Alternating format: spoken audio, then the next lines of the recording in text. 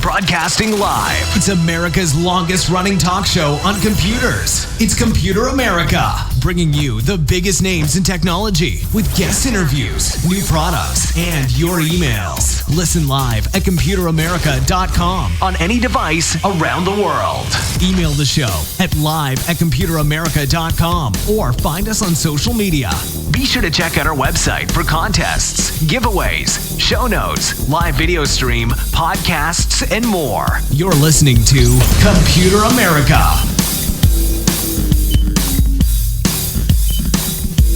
Hello and welcome into the Computer America Show. We are the nation's longest running, nationally syndicated radio talk show on computers and technology. Thank you so much for joining us, everyone. I'm your host, Ben. And today on the program, well, we are doing computer and technology news for both segments. We have a ton of different stories. I think we have about like 25 or so of them. Plenty to talk about. And hey, everyone, I hope that you had a great weekend and you are ready for more Computer America. So with all that being said, everyone, computeramerica.com, that's going to be the best place to find everything you need to know. Past shows, future shows, all the shows. And on top of that, reviews, articles, and more. So if you want to find the podcast version of the show, which is simply the radio program rebroadcast, you can find it there. If you want to find us on IRN, we have a link there as well. And of course, you can also check out, after working on it a bit, I think it still needs a little bit more work, but everyone, you can find it right there. The live video stream should be up on computeramerica.com. Just that simple. So let's go ahead and get started with computer and technology news. Once again, give us a like, give us a follow on social media, find us on Twitch, and more. Everyone, here we go. Computer and technology news brought to you by Computer America.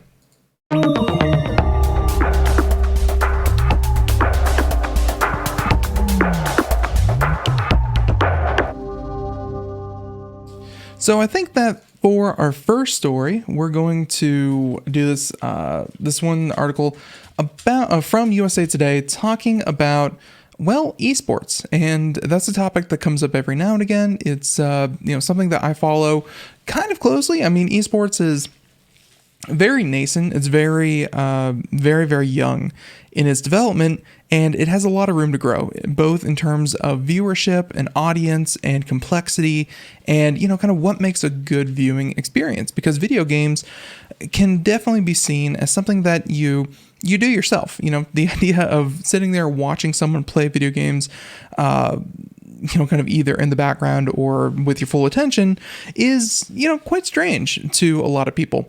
But, and then, of course, to take it to the professional level is something altogether different.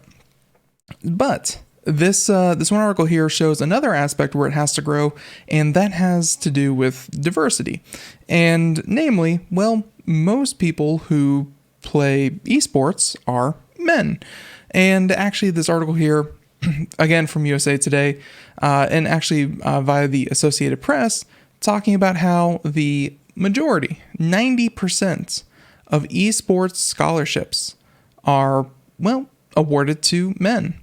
And they say that colleges and universities rushing to invest in the booming arena of varsity esports are overwhelmingly committing opportunities and scholarships to male players. And that's according to the Associated Press, saying that male gamers,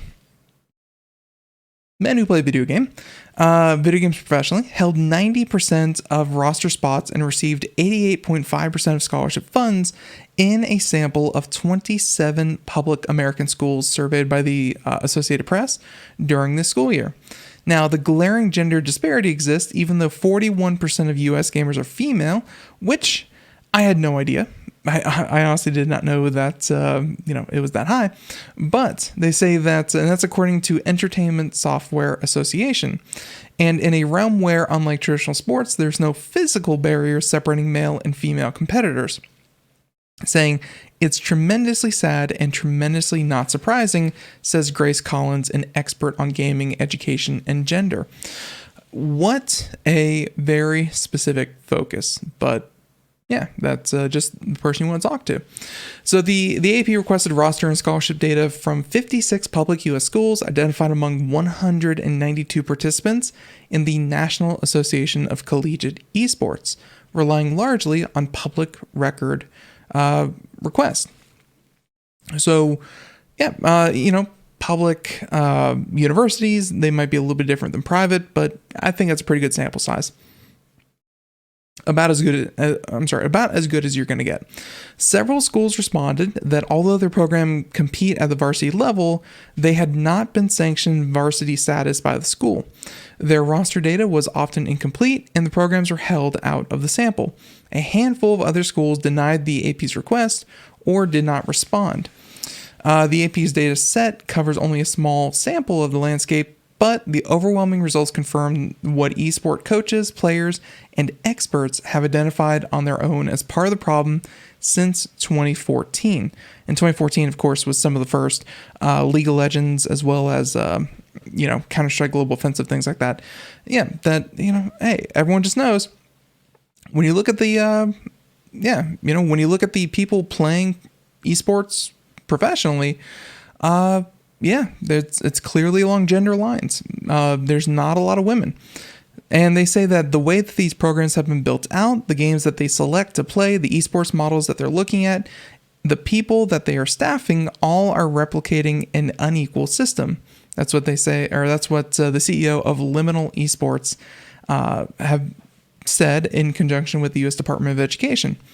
So often it seems like to me they're trying to make another football for universities and taking with it all the baggage that is completely unnecessary to pull along with esports. And yeah, collegiate sports, although I will say over the past couple of years, female soccer has gotten a lot of attention. Female basketball has gotten a lot of attention. Females in a lot of sports have actually, things like tennis have been working towards equal pay when it comes to, kind of men in their sport as well. And there's been a lot of effort and, I guess, progress at the collegiate level. For esports, something that is, again, so new, this is something that we can nip in the bud. This is something that we can definitely tackle fast. Now, of course, they say that esports impact on campuses remains relatively small. The average roster is about 30 players, but programs range from 6 to 83 different players. And again, this is about 56 different schools.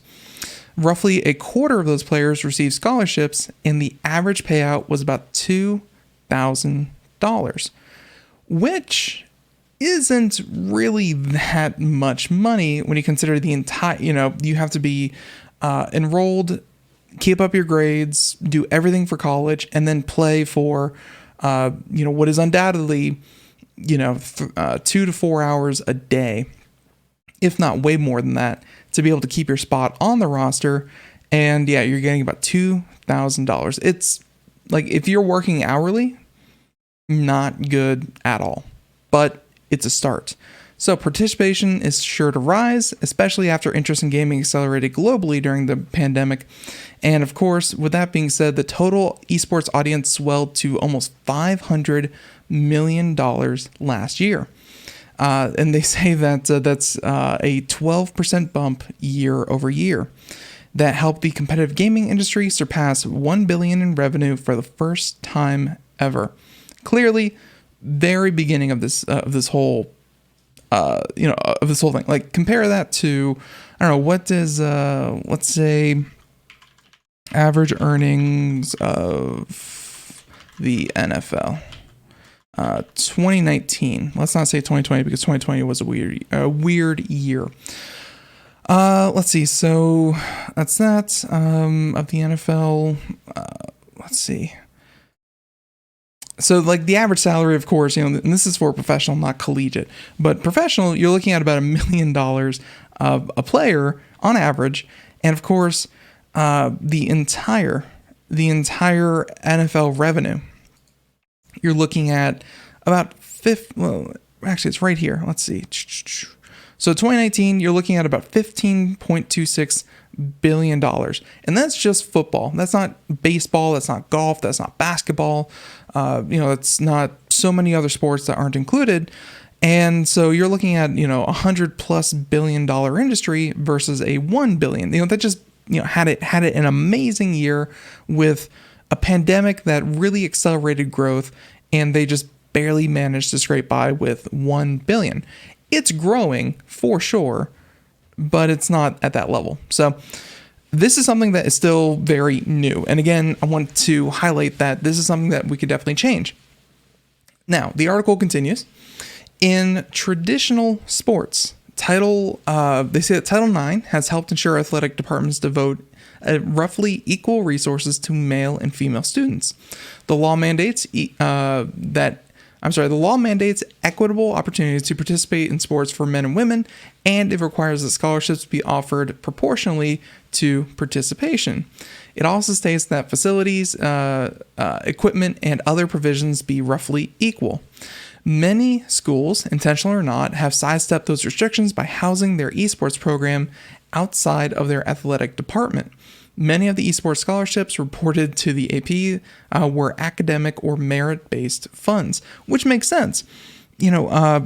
I think a lot of people would look at this and say, well, yeah, playing video games, even professionally, is not it's called eSports, E for electronics, sports for sports, but it's not really athletic. It's reaction time, it's skill-based, it's knowledge-based, all that kind of thing.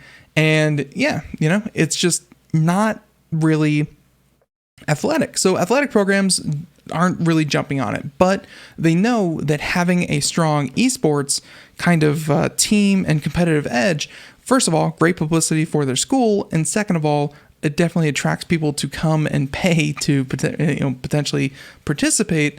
It's like free advertising. So they want the program, but they don't want to call it a sport. So, still, Title IX, which broadly prohibits gender discrimination, could be a tool for addressing esports inequality issue, saying that if schools are going to be adding esports, and they said that they need to address barriers such as harassment and other forms of discrimination that women may be facing in esports. And I gotta say that, the article, I'm sure we'll address this at some point, but I think a lot of what this has to do with is the gaming population in general. Even though, 43% of women say that they play video games, or I should say 43% of people who play video games are women. So, there's a little bit of a disparity. Let's say 60-40, if we're being charitable to this. There's a lot of gender-based discrimination. I'm sure that any woman who has played on anything with voice communications is a big one. Anyone who has played, kind of knowingly saying that, hey, I'm a girl, I'm a female, so on and so forth, has inevitably faced a very hostile environment that is very sexist, can be very off-putting, and women just aren't given that.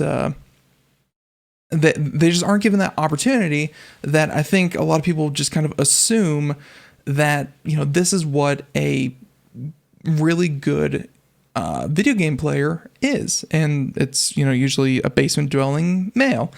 That's changing slowly but surely, but it's still there. And one good example I can say is that, 5, 6, 7, 8 years ago, this is years ago, like almost a decade ago, one of the top rating guilds in World of Warcraft, because I played World of Warcraft and I've heard some of the drama, they would actually decline women's applications to join the guild and raid and all that kind of thing, because it would throw off, as they said, it would throw off the group's synergy. Back then, women were definitely much less present in, kind of the higher game, in higher levels of gameplay. And women were seen as a distraction. Maybe a lot of the guys who raided didn't know how to talk to women. They didn't know how to behave around women. They didn't know how to react to a woman being in their tight-knit group. And, either they were going to be hitting on them, trying to flirt with them, or they were going to be completely distracted, or they felt, again, that they were just going to not communicate as effectively if there was a woman, kind of in the same voice channel, in the same communication platform as them, which, again, as we know, is not really something that we should perpetuate. And like I said, that was years ago. It's gotten better, but that attitude still exists. Women are just not encouraged to play video games. It's, and the video games that are seen as appealing to women are not, in a lot of ways, competitive. They're not, they're not competitive. They're not something that I guess are kind of eSports ready. I mean, I think that Overwatch did one of the best versions of this because, there's a lot of there's a lot of appeal to a very, very broad base for a lot of the characters in Overwatch. But a lot of other games, especially things like Call of Duty and whatnot, definitely appeal to the male fantasy. So all that aside, the gaming culture that spawned the esports industry was and continues to be heavily sexist. So anything that comes from that, I think when you start putting money into it and you start having formal organized, organizations surrounding this, you can start to take action. When it's just grassroots and it's just, something that kind of happens in the shadows, it's not directed by anything. That's one thing. But yeah, this is something that definitely needs to change. Now, with that being said, they also mentioned that Collins, who first launched an all-girls varsity esports high school team at a private school in Cleveland in 2018, believes one way to boost female participation would be to expand the selection of games. They compared it to a movie club that only watches Die Hard and wonders why only men or boys show up.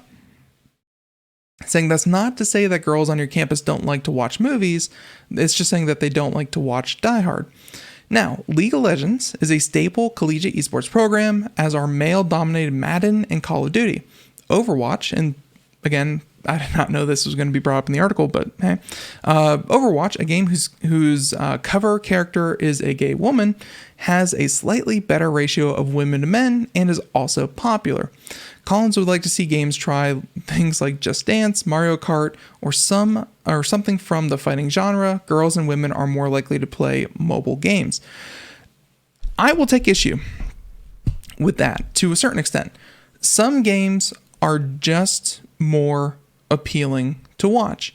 That's not to say that you can't turn a game into a competitive event, but it's just not going to be the same. One of my favorite examples is Farming Simulator eSports.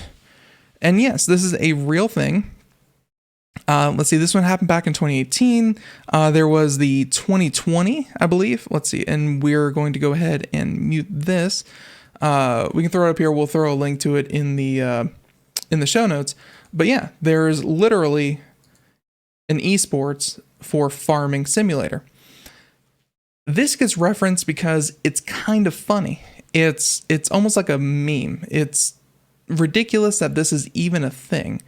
And some video games just lend themselves better to viewing and to competitive nature. I mean, yeah.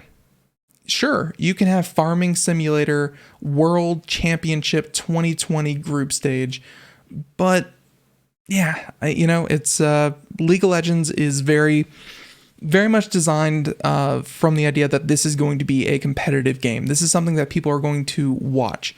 Madden is obviously something that is competitive, that people are going to watch because it's emulating a football game. Call of Duty, same thing. These games like Mario Kart, I mean, Mario Kart's not really meant to be watched, it's meant to be played.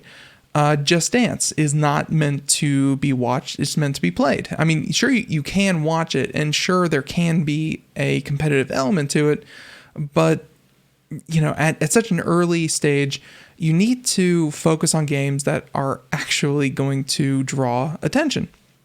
And, you know, there's actually a scene for. Now, with that being said, so I kind of disagree with her on that point. Boise State was among the more equal schools in the AP survey, with 16 males, 5 female players, and 3 who identify as non-binary. Esports coach has been intentional about diversity, saying that these teams need to look like us, like our campus and community. And among the pivotal steps he's taken, he has to focus on the way players communicate. Now, this gentleman that put this, this coach that put this team together, he believes that he places a higher priority relative to other programs on intangible qualities, teamwork in particular, than a player's current rating. Once players are in the program, he closely monitors the language they use in practice and competition, looking for teachable moments that foster inclusion, saying that there are things that would be in previous generations considered locker room talk. The grand truth is that we can hope to avoid these things. We can teach around these things. Smack talking in video games is as old as video games, and like I said, a lot of it has been very male skewed. So I'm liking that he's doing it. You know, changing the culture, that's been a topic in sports for the past 15, 20 years. It's equally important in esports. So kudos to them. Wrapping up this article here, and yeah, we have just a little bit left. Wrapping up this article here, they're saying that the only school in AP sample with a 50-50 ratio men-women was the University of South Carolina, Sumter, which is 8 male and 8 female players. The program was the first in the state when it launched 6 years ago and had an all-male roster, but it picked up a couple of women when it added Overwatch in its second year, and that little bit of representation slowly built on itself. Saying that I didn't do anything special, like, I need to make sure this quota or anything specific, the coach said, but they made sure that they had an open and appealing program to everyone and anyone. So, with that being said, let's see. And yeah, I think that's about it. So overall, we're going to go ahead and transition away from this. Esports, like I said, is a very, very new topic and something very much worth watching, but there's a lot of room for it to grow. And I'm not sure the best way to do that, but it's probably not trying to promote games that are just not going to have any kind of viewership. As great as a game like pinball is, you can't say that pinball needs to be elevated to the point to where football is in terms of viewership. You can't just say it and it happens. But more inclusion and knowing that there is a disparity, I guess, is the first step to fixing that disparity. Being able to quantify it and then change it. So makes perfect sense. There you go. So that's our first story, and we're going to go ahead and move on to the next one.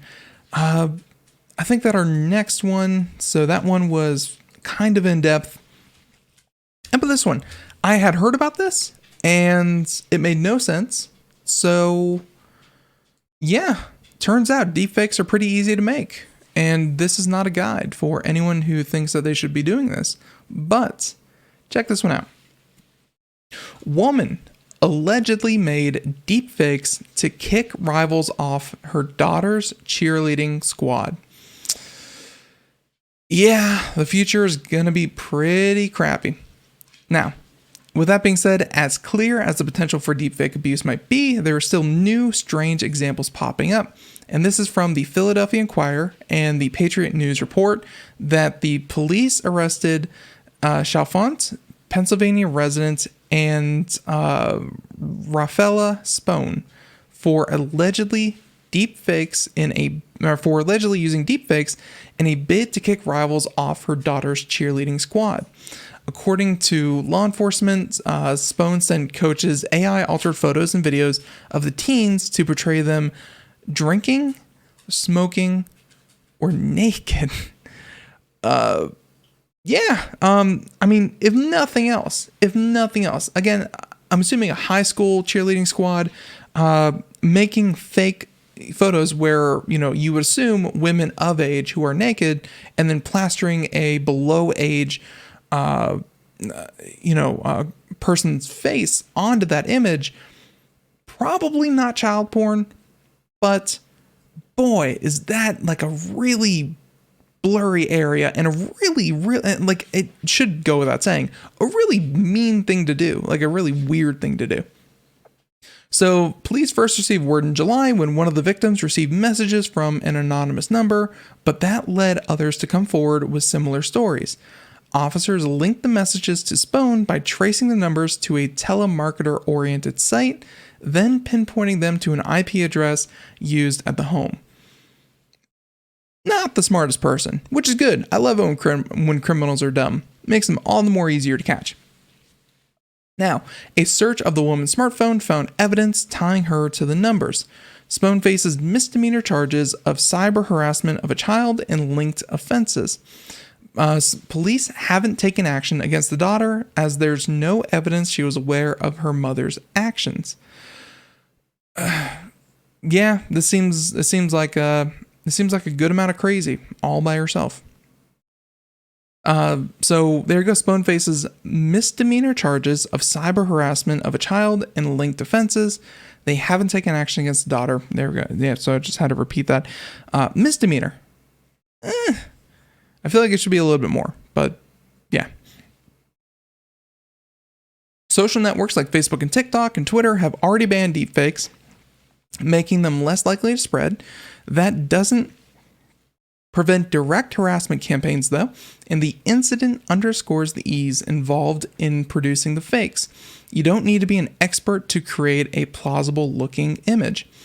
And while the research on spotting deepfakes, detection systems like those will only help if people both suspect fakes and catch them before there's any significant damage, which we've seen before. That's one of the big problems with misinformation, is that the lie can travel so much faster than the truth.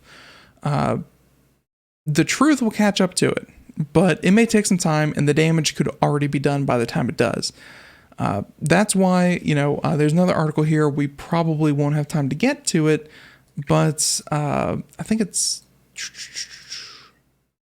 had to do with Google, I think.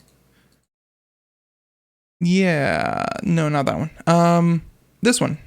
This article here, we'll include it in the show notes. We won't actually kind of follow it, but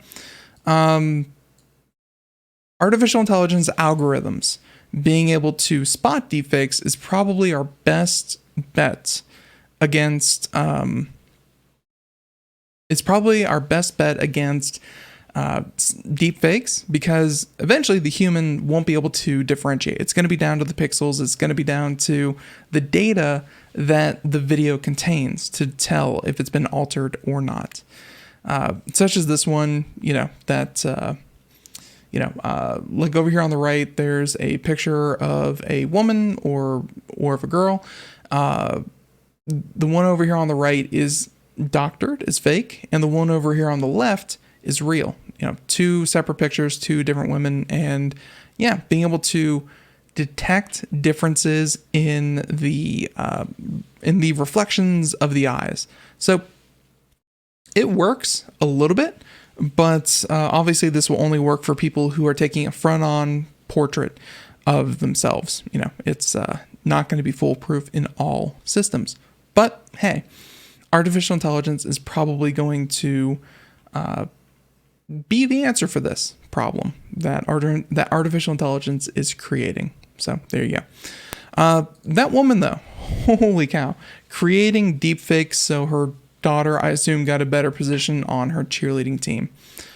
That's a new low. That's complete craziness.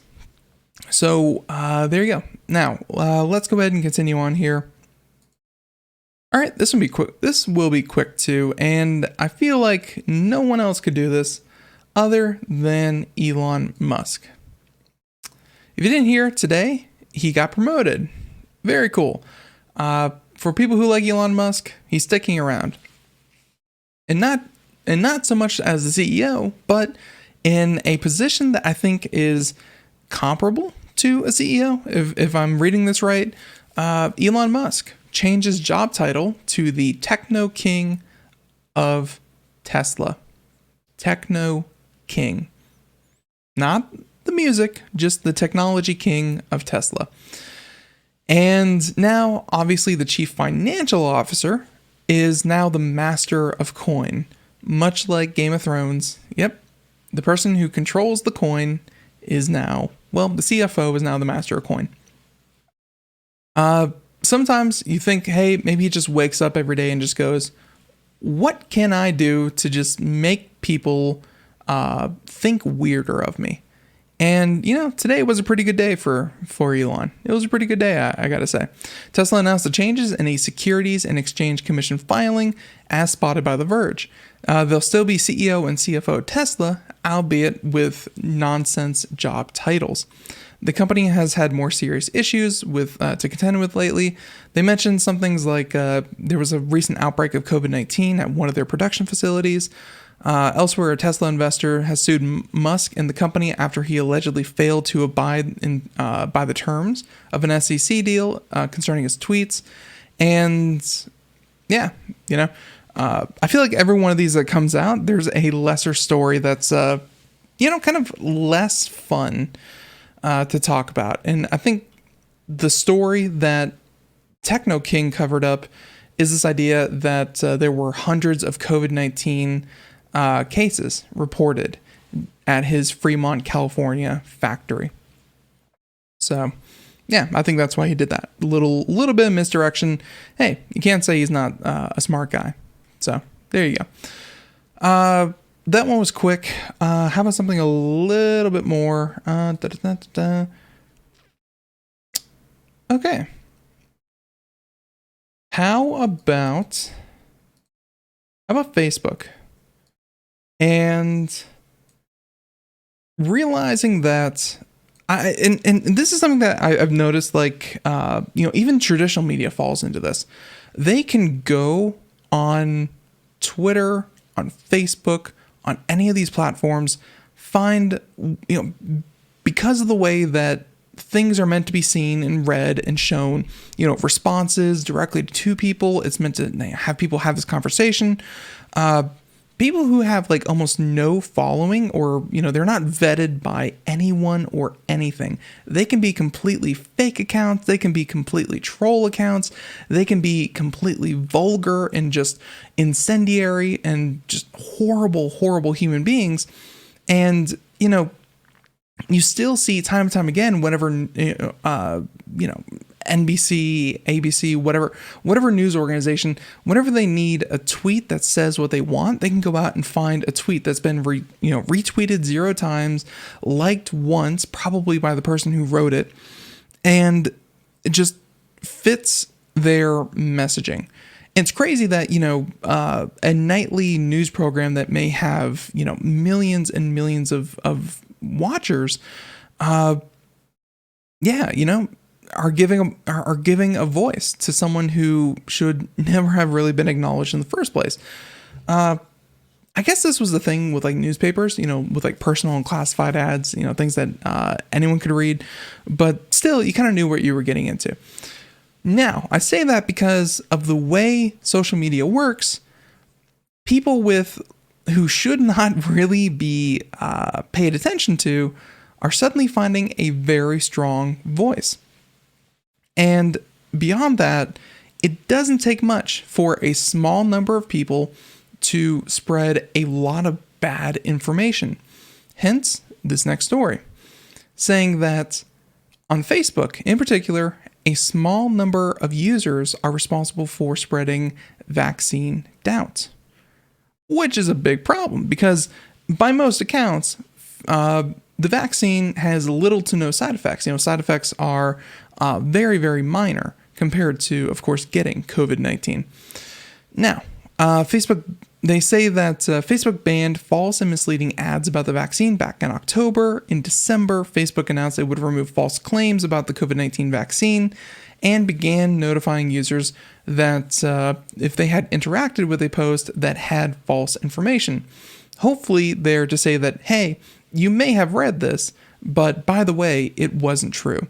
So they can't get out ahead of these things, but they're hoping to kind of clean up their mess just a little bit. Now, the research described by the post appears to have information about more of a gray area, saying that if a user mentions on Facebook that their symptoms after receiving a vaccine dose are worse than they planned, comments like that could be used to better understand the vaccine's impact, but could also make other users wary, especially if they're really nervous about the vaccine. Which is fair. You want accurate information. You don't want information that's misleading, false, taken out of context, things like that. You do want actual real conversation, but you don't want completely false information. And I guess you also have to find out where that comes from.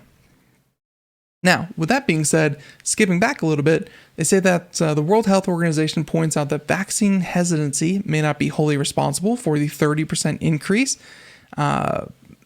in measles cases around the world over the past several years, but it played a role in measles resurgence. Now, the study confirms what many Facebook users have long known, that there is an echo chamber effect that helps spread misinformation, but that can help spread misinformation, and that content that helps create this effect may not actually run afoul of any Facebook rules, but can quickly metastasize among groups of susceptible users. So with that being said, there's an overlap between people who are connected to QAnon conspiracy theories and the user communities who express skepticism about vaccines. So, there's a significant overlap of those communities. Facebook's spokesperson said in an email to The Verge, where we're getting the story from, that they have partnered with more than 60 global health experts and has studied content related to the COVID-19 vaccine and other information to inform its policies. So a small number of people who are a part of these groups are actually posting and trying to create that false information that is then spread to users who are like sideways connected. You may not believe in QAnon, but you may believe in, certain other aspects of their ideology that happens to overlap. And it just takes a little bit of a push. And I think that these groups are very, very good at creating content that is very shareable, I guess is a way to put it. So it's something to take note of. I don't know if they even have an answer for it. I mean, Facebook just said that they, again, partnered with 60 global health experts.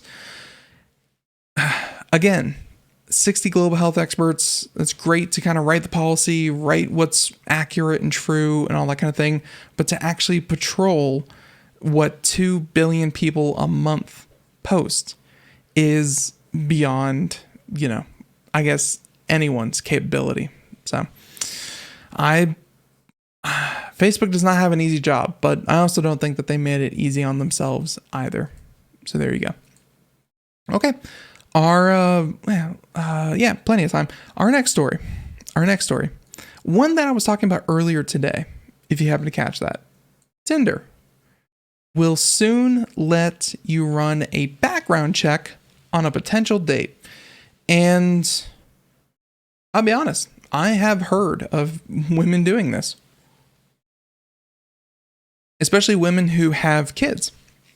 They want to know who they're dating, and they want to know before they bring them, kind of any closer to their home, around close family and friends. They want to know as much as they can about that person, because a background check is something that is a little invasive, but is public record at the same time.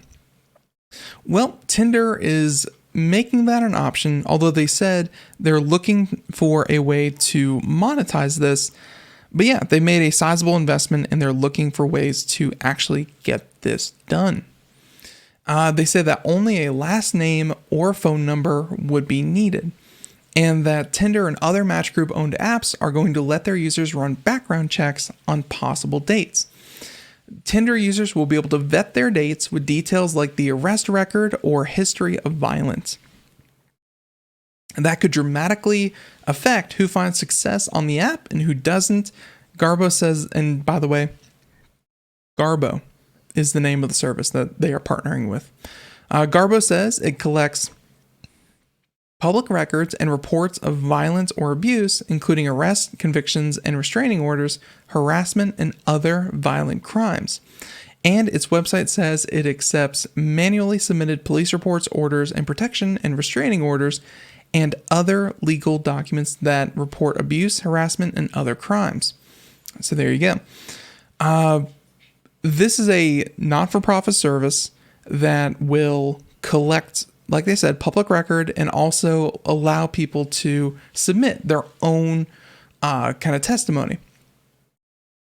A system that, without proper oversight, could definitely be abused. But let's hope it doesn't come to that.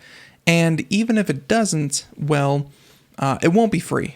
They said that the background checks won't be free and that they will either be tied to a tier or kind of an a la carte, pay for it each time that you request the information. The tool is not live yet. You can't test its accuracy, but I'm actually for this. I actually like this. The analogy I gave earlier was along the lines of, well, if you are going to apply for a job, your job is probably going to also do a background check. They need to know what kind of employee that they're bringing in. And if there's something that is as easy to get as a public records, inquiry or a background check, why the heck wouldn't they do it?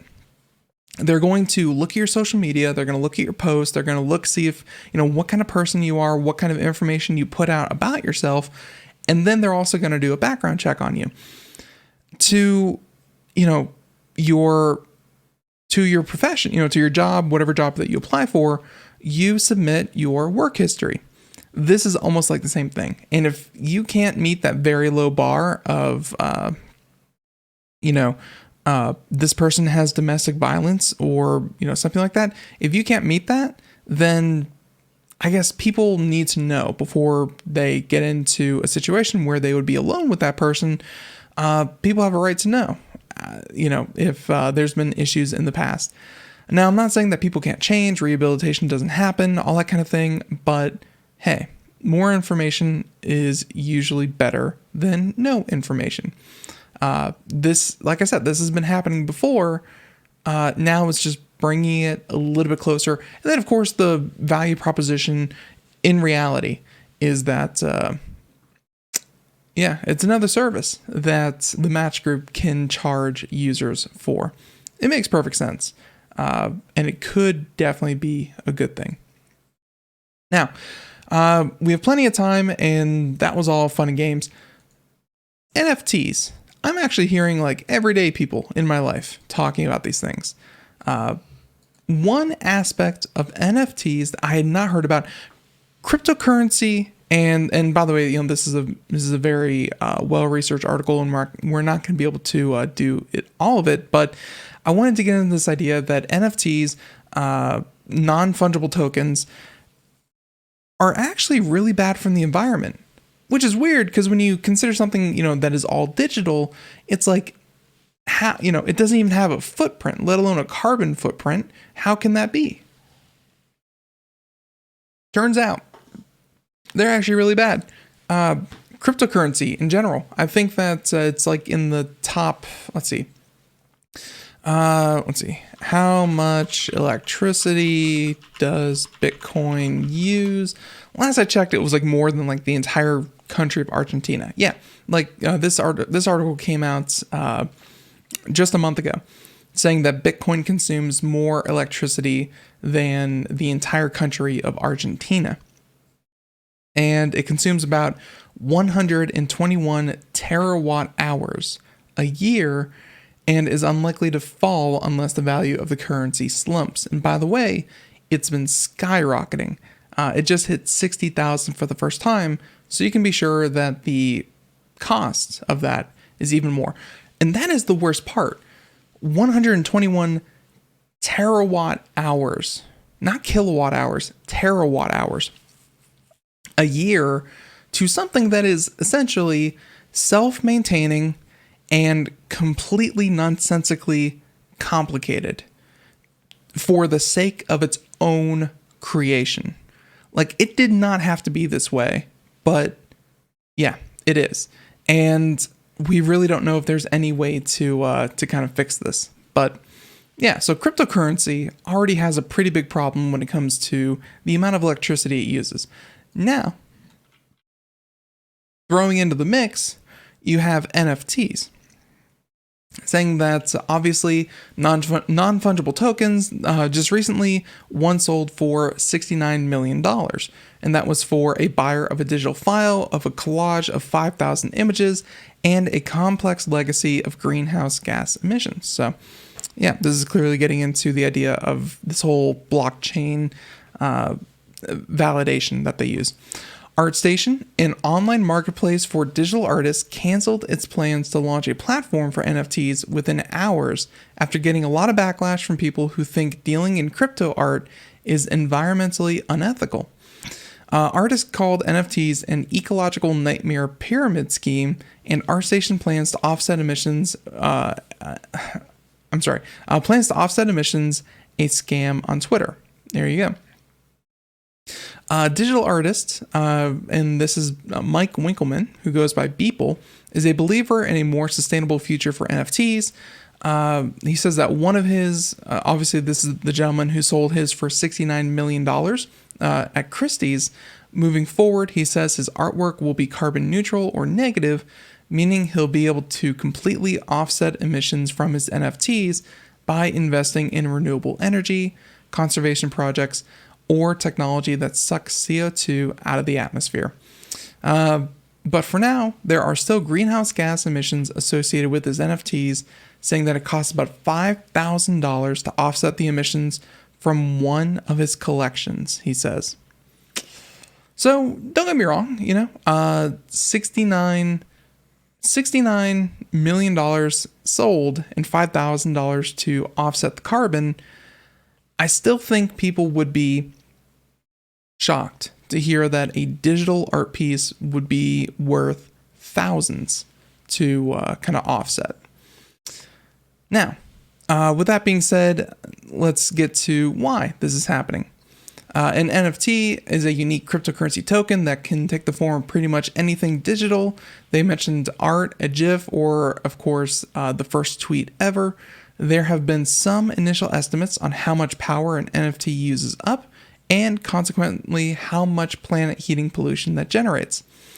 They mentioned one, Space Cat, an NFT that's basically a GIF of a cat in a rocket heading to the moon.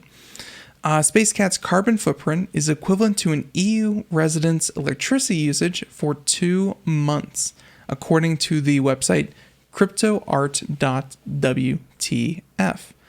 Great dot, by the way. Who knew?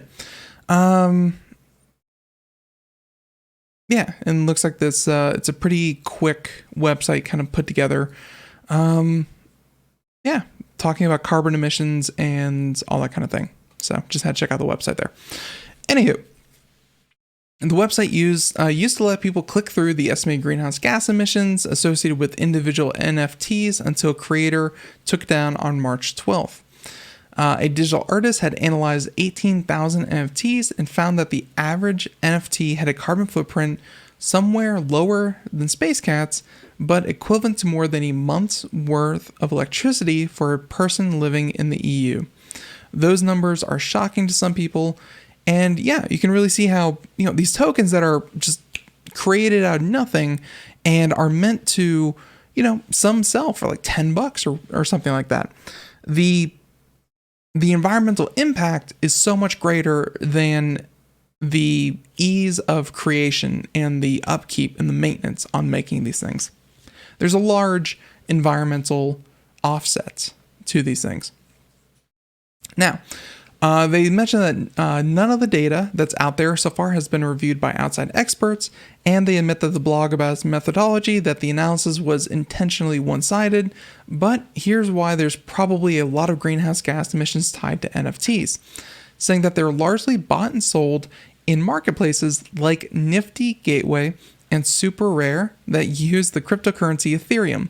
Ethereum, like most major cryptocurrencies, is built on a proof-of-work system that is incredibly energy hungry. Like I was mentioning, just like Bitcoin, just like Ethereum and all these others, you have to do a certain amount of work. Your graphics card, your computer has to do a certain amount of computation to be awarded a certain amount of cryptocurrency that you mine.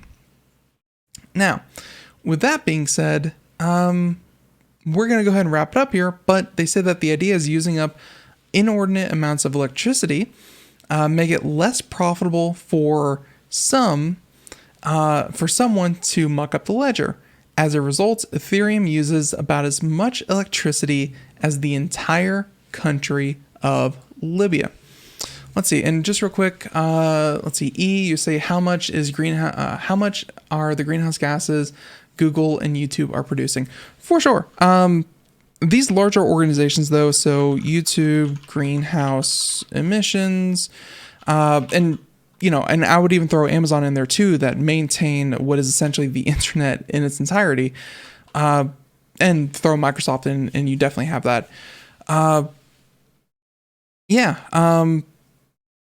There's a lot that gets produced, and I guarantee you, let's see, why are these all videos? I don't want videos. These large organizations are all aiming for net negative or net neutral carbon emissions. It's something that they're working on. This wasn't really an issue for like the past 20 or so years. Cryptocurrencies are a little bit different because you can't look at an organization and just my very, very crude Google search shows like IBM, Shell, Neptune Energy, Bill Gates talking about of course Microsoft and everything that the Gates Foundation is doing. A lot of these services are trying to go carbon neutral by 2030, 2040. It's bad.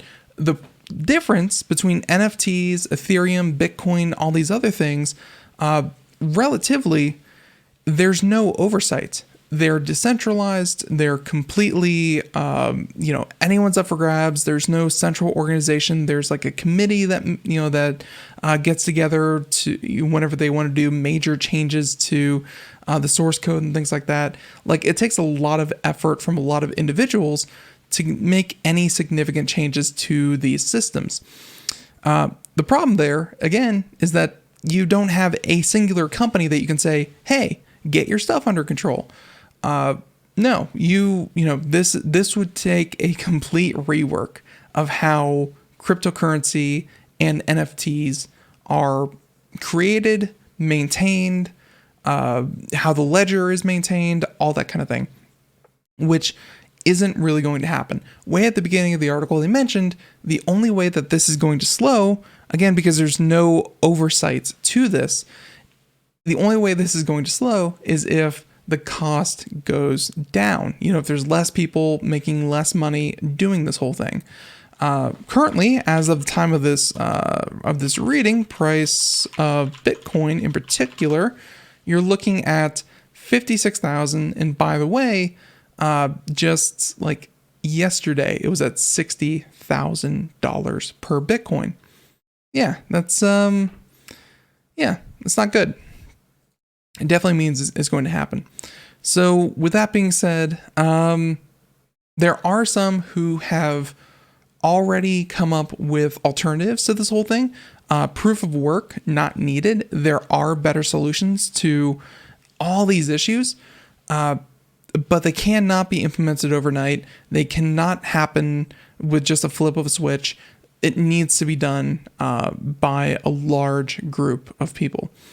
Heck, you may even need a situation where it's like Bitcoin, Bitcoin doesn't work like on an energy effectiveness, greenhouse gas, electricity usage kind of thing. Bitcoin doesn't work. We're going to do a one-to-one Bitcoin transfer to new Bitcoin, and that one's going to be much more effective when it comes to electricity and the sort. I don't know. I don't know what the strict answer here is, but people need to know that, these cryptocurrency farms, and I guess kind of the offset of all the electricity that they use to mine these things, it really does cost money, and it's definitely impacting the environment for sure. So with that being said, we have time for about one more story. And how about this one's cute? We'll do this one, and then maybe we might even have time for one more. Soundboards. They've been a thing forever. And if you were, savvy enough, you could have a lot of fun with soundboards. Well, someone made one for Zoom. And check this one out. It's actually a way, they call it the Zoom Escaper, a way to end them. It lets you sabotage your own meetings with audio problems, crying babies, and more. They said, there's a lot of different uses on this. Say that, hey, have you had enough Zoom meetings? Can't bear another soul-numbing day sitting in a video call? They say that there's an app for you saying it's the Zoom Escaper, a free web widget that lets you add an array of fake audio effects to your next Zoom call, gifting you with numerous reasons to end the meeting and escape while you still can. Saying that all you need to do is download a free bit of audio software called VB Audio, which, by the way, I actually really like VB Audio. I actually use their products. Their VB Audio is fantastic. Highly recommend it. And by the way, they're not actually free. They're donationware. So, hey, price of a cup of coffee, go ahead and buy their stuff. Now, with that being said, you can watch a video tutorial on how to set it up and the various effects. I'm beginning to think that this is much in the same way that I play, kind of sound effects, like I do. Like this. Wait. There you go. Yeah, sound effects like that. Much the same, except instead of that, it's probably more, different things, such as, construction sounds in the background, man weeping, saying that, there's someone crying in the room, a bad connection, such as, the call being disrupted, echo, wind, dog, upset baby, things that are very common to our day-to-day lives that you just don't want in the Zoom call. And with that being said, the author makes a good point, saying things like upset baby may provide the most excusable reason to drop a call, but I think people would, kind of assume after that point that you actually have a baby. So maybe having a baby should be a requirement before you start using that one. So Zoom Escaper isn't the first of the projects to self-inflict computer harm. He also mentions a number of others, including The Good Life, let users sign up to receive 225,000 emails confiscated from Enron during its 2001 implosion. And he has another one called the Slow Hot Computer, is a website that makes your computer run slow and hot. Use it at work to decrease your productivity. This guy is a genius. I love it. So the creator, while talking to The Verge, described the underlying ethos of his art as deliberate slowdown, reducing productivity and output, self-sabotage, and etc. When asked by The Verge why these values were important to him, he did not respond, which I think actually puts those values right into perspective, saying reducing productivity and output, self-sabotage, and not following up. I respect that. I respect that a lot. So with that being said, it's pretty cute. Definitely a way to get out of Zoom calls if you are looking for a reason. But yeah, who knows? Okay, really don't have time for any of the others because the music is supposed to start about now. There we go. But some of the other stories that we did not get to include the U.S. charges CEO of company selling encrypted devices to drug traffickers, Facebook sextortionist sentenced to 75 years in prison, sentences being handed around all over. Apple HomePod, the smart speaker, the much bigger one, the $300 one, is actually being discontinued completely in favor of the Apple HomePod Mini that is selling a little bit better, more competitive with the Amazon devices that are out there. And SpaceX had another successful launch and is even closer to a reusable rocket start to finish. It's definitely a milestone. So everyone, with that being said, I want to thank you so much for tuning in, and we'll have more computer and technology news tomorrow. We'll catch you next time. Everyone have a great day. Thank you so much. Bye-bye.